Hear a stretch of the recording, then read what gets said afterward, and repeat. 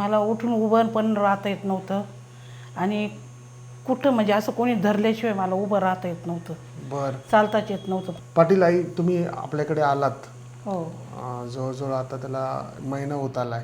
हो पूर्वी ज्यावेळेस आलात आणि आल्यानंतर 7 दिवसाची ट्रीटमेंट केली, केली. बरोबर आहे ना? हो. काय परिस्थिती होती इकडे येण्यापूर्वी साधारण? येण्यापूर्वी मला चालू शकत नव्हती मी.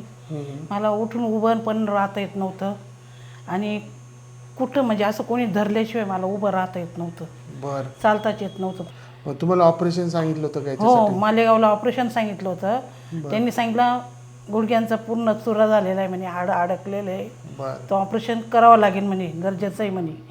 मग आम्ही डॉक्टरांना सांगितलं आम्हाला 2-3 दिवस सल्ले द्या बाबा, असं पैसा नाही आमच्याकडे आता, आम्ही येतो नंतर. मग मी घरी गेल्यानंतर माझ्या मालकाला सांगितलं का मला ऑपरेशन करायचं नाही, मी दुसरं ट्रीटमेंट घेते मी. तर मी इथं आल्यानंतर मला 7 दिवसामध्ये खूप इतकंच काही जाणवलं की मला खूपच फरक पडलेला आहे सर आज. म्हणजे आता चालून दाखवा बरं. हो. आनंद वाटतो ना आता चालताना? हो. म्हणजे मी रडायची, खूप रडायची घरी. हो ना? हो. चालता येतं का नाही? हां, येतं का नाही, आपले स्वतःचे कामं आपल्याला झाली पाहिजे. बरोबर आहे. हां. कारण की हो. चालणंच तर बंद तुमचे झालं. खूप धन्यवाद आहे सर. नाही. तुमचे माझे काहीतरी पुण्य असेल माझ्या पहिल्या जन्माचं, त्याच्यामुळे मला एकदम फरक पडलेला आहे.